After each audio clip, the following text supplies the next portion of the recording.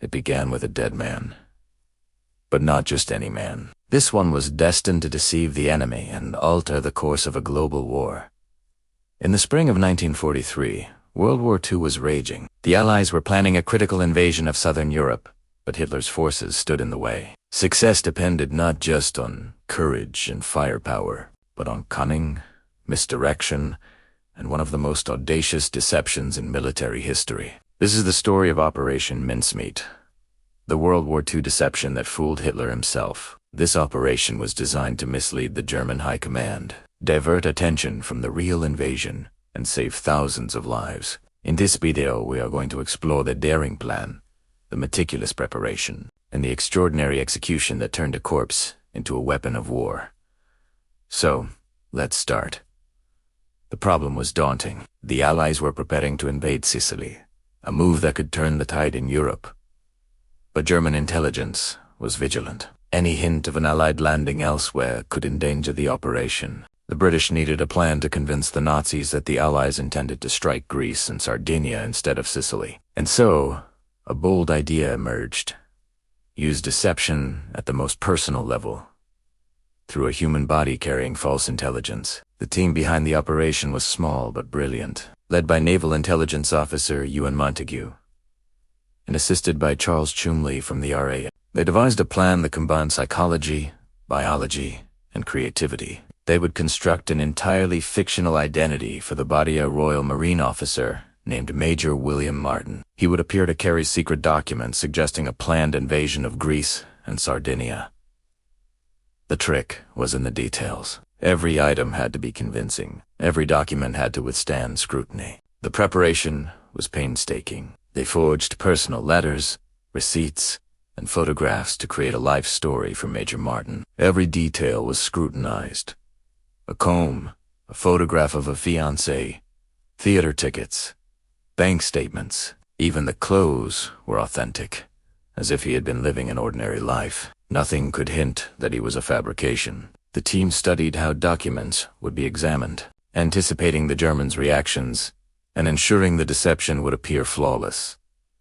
The next challenge was the body. They needed someone who could plausibly be washed ashore, appearing as a drowned courier of secrets. A man who had recently died in a hospital was chosen. His identity was changed, his body prepared to appear as if he had perished at sea. Letters were carefully placed in a waterproof briefcase, and the corpse was given an air of authenticity that could fool even the most meticulous German officer. Timing and delivery were crucial. The body was transported by submarine off the coast of Spain, near Well. It was released into the water with careful precision so that it would drift ashore, exactly where German agents were known to operate. Every aspect of the release was calculated. The currents, the tides, and the winds were studied. Any error could expose the operation and compromise the Allied invasion of Sicily. And then, the moment arrived. Major William Martin washed ashore. Carrying the secrets the Allies wanted the Nazis to believe. Spanish authorities discovered the body and, as the plan had intended, it ended up in the hands of German intelligence. The Nazis were convinced. They examined the documents, scrutinized the personal items, and accepted the story as true. Hitler himself reportedly fell for the deception, redirecting his forces to Greece and Sardinia in preparation for an invasion that would never come. The results were immediate and dramatic.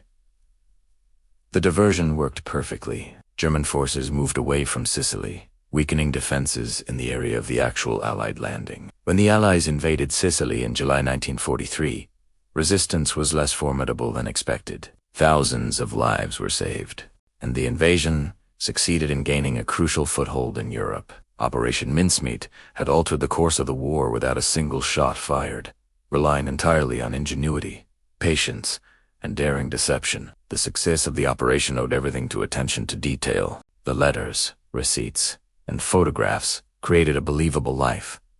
The body was treated with care and realism. Every step anticipated enemy scrutiny. It was a masterclass in psychological warfare. The Allies had turned an ordinary tragedia menace death into a weapon capable of shaping the strategy of a global superpower. Operation Mincemeat also carried immense risk. If the plan had been discovered, the Germans would have realized the true Allied objective, and the invasion of Sicily could have failed. The team faced potential scandal or execution if any part of the operation was compromised. Yet they executed it with precision, knowing that deception, timing, and meticulous planning were their only allies. Even decades later, Operation Mincemeat is remembered as one of the greatest examples of wartime ingenuity. It demonstrates how intelligence, creativity, and daring can achieve what brute force alone cannot. It also illustrates the human element of war, understanding your enemy, predicting their behavior, and using their assumptions against them. One corpse, dressed as a man with secrets, changed the course of history. The story also reminds us of the power of narrative. Major William Martin became more than a corpse. He became a symbol of ingenuity and courage. His briefcase of false intelligence carried the hopes of an entire Allied strategy. The mission was a triumph of minds over might, imagination over armor. It proved that in war, sometimes the most powerful weapon is not a gun, a tank, or a plane, but an idea executed flawlessly. And yet, questions linger.